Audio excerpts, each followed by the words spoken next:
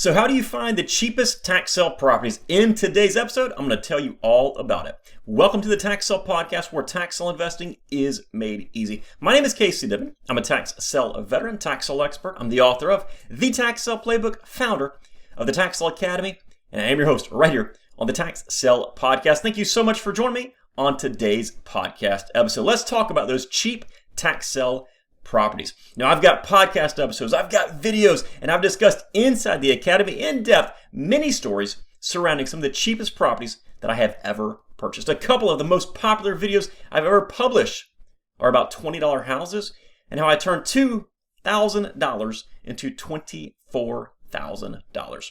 So I wanted to go over some suggestions today when it comes to finding the cheapest properties at tax sales.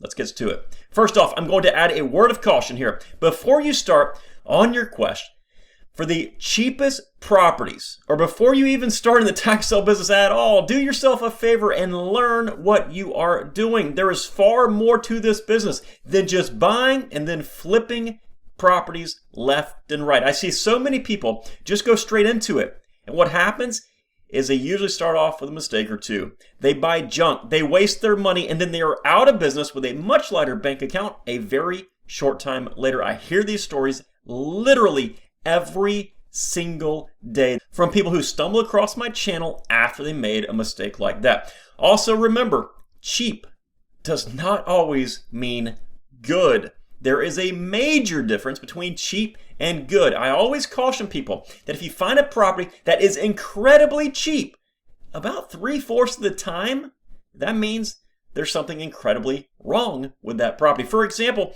just the other day, I saw a 1-acre parcel in the middle of a subdivision. That subdivision had been completely built out. There were existing homes all around it. Upon further research, it became obvious that parcel is going to be used for water runoff, and a portion of the property has the community lift station on it and is classified as being unbuildable. The sad reality is that many brand new tax sale investors often target the cheapest properties because that's what their budgets allow. Those same properties, however, often require the most diligent and skillful research and knowledge of what you are doing. So if you target cheap properties, learn first. And remember that you're not limited to just the investment you have in that property should somebody decide to sue you if you make a mistake serious enough.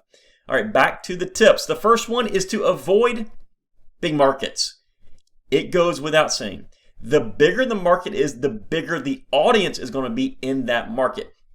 If the county population is well into the millions, the market is just way too big to find cheap properties. In these types of areas, we constantly see bidding wars with people who have no idea what they're even bidding on.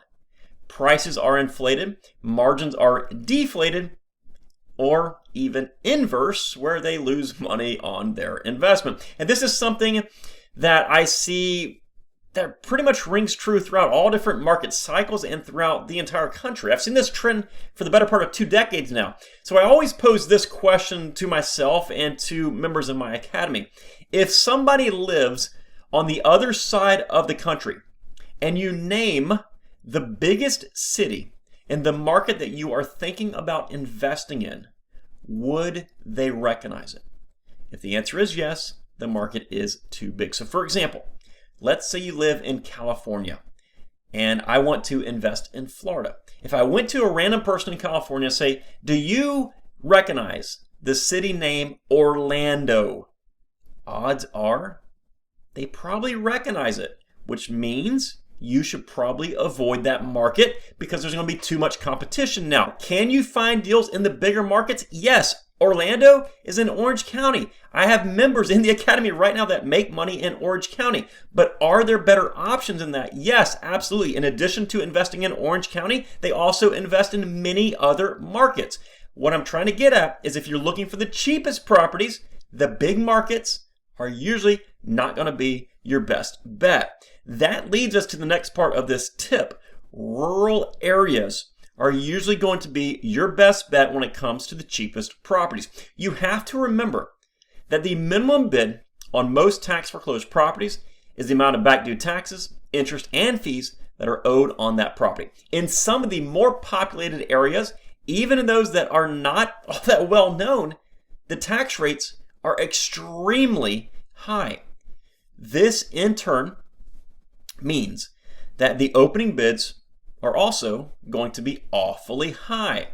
So do not skip over the rural areas because those are going to be where the cheapest properties are at. Now, obviously understand that if you buy something where it is so rural you can drive and not see a single person for hours and hours, you're probably going to need some very creative marketing strategies if you want to sell that property. But generally speaking, the more rural the property is, the cheaper those properties are going to be. The next suggestion is to adjust your property type. While you can get houses for cheap, and while I do give plenty of examples of just how cheap you can get those houses, remember the $20 house video that I have, if you are wanting the absolute cheapest properties, you likely need to pay attention to vacant land. Houses and buildings are attractive, and they make for great stories, but do not overlook the boring vacant land. Over the course of my career, I've made far more money on vacant land than I have on houses. That boring little quarter-acre lot that might even be on a dirt road, yeah, in some cases, it might as well have gold sitting on top of it. Vacant land is something that so many investors, especially new investors, tend to overlook. Don't. It's profitable. And for the sake of this episode, it is cheap. The barrier to entry is very, very low for vacant land. The next suggestion is to scour OTC lists. Now, in some states, properties that go unsold at a tax sale auction get added to what is called an over-the-counter tax sale list. This is simply where you walk in, you buy the property at the price it is offered at, usually the back due taxes, but sometimes even less. Then you walk out as the owner of the property and turn right around and resell it. Now, a few things here. Let me reiterate this. The properties that end up on OTC list went unsold at a tax sale auction. It could be that they were overlooked, or it could be that they had major issues and the folks in that room skipped over those properties for a very obvious reason, at least to them. So make sure that you do proper diligence and even deeper due diligence when you're looking at OTC tax sale properties. There's lots and lots of strategies around OTC investing, and I'm barely scratching the surface right now. I actually have an entire class on OTC investing inside the Tax Sale Academy if you're interested in that stuff. There's lots to it, but if you want the cheapest properties, OTC List are where it is at. The next tip I've got for you today is exposure. And this is a tip that I give to a lot of brand new tax sale investors. I have a podcast episode that is titled Best Day of My Tax Sale Life. Long story short, there are some issues with the auction company and their technology. This delayed the sale for 2 or 3 hours. Most people left the auction, and eventually it got to the point where I was buying nearly every single property that I wanted at the opening bid, which I should note, this was also at a no reserve auction, so the opening bids were $20. The story of the $20 house was from a different auction, as was the 1 cent property and many others. But the point of saying all this is basically to let you know that didn't happen at my first auction or my second auction or my third auction. This happened after I was exposed to billions upon billions of dollars worth of real estate that had been sold at tax sale auctions that I attended. If you go to one auction a year, that's one shot at properties, right? If you go to one auction every single day, Monday through Friday, you suddenly increase your chances of finding the cheapest properties by 260. The more properties that you see auctioned off, the more properties you'll be able to buy at incredibly cheap prices. You know, it's kind of funny to me when people say, I went to 1 or 2 auctions and there just weren't any deals. The truth is that number is way too low to even justify any sort of opinion about this business. If that same person attends 1 or 2 auctions per day, I don't know, for 6 months or a year, they're going to be drowning in as many deals as they want. Most people, when they get into this business and they're looking for cheap properties, they just don't put forth the effort to watch as many properties get sold as possible. And then last tip I have for you today is have patience. The more capital that you have to deploy, the more options you have. The investor who starts with $1 million has much different objectives and strategies than the investor who starts with $100, right? Learn and accept this from the very beginning, and it'll be a much, much smoother ride for you. Don't try to compete with those guys who have millions upon millions of dollars to invest, and you're sitting there with $500. Listen, I started using my Visa and my MasterCard with very high interest cash advances. I actually write about this in Tax Sale Playbook. So I understand what it's like to have a very small budget. I've been there before, and most of my members start off that way.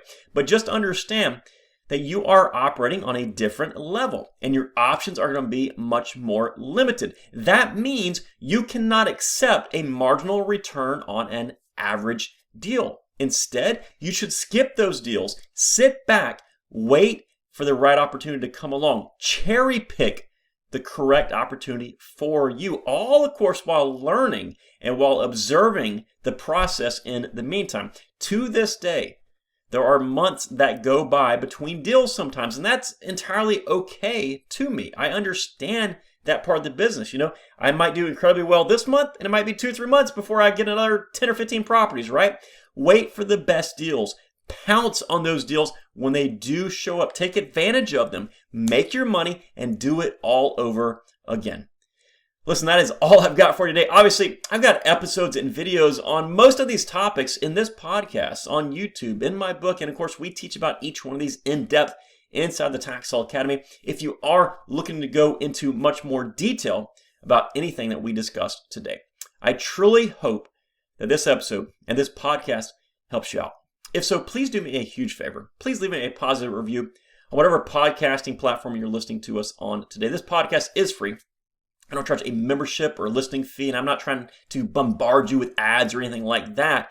But your reviews really do help us out, and they might even serve to pay it forward simply because somebody learns about this business because you took a few seconds out of your day to leave a positive review or to tap that 5-star review button. And as always, if we can be of any additional help, make sure you check out all the links in today's show notes, including one to our primary site at taxsaleacademy.com. Hey, take care and make it a successful day. We'll see you next time right here on the Tax Sale Podcast.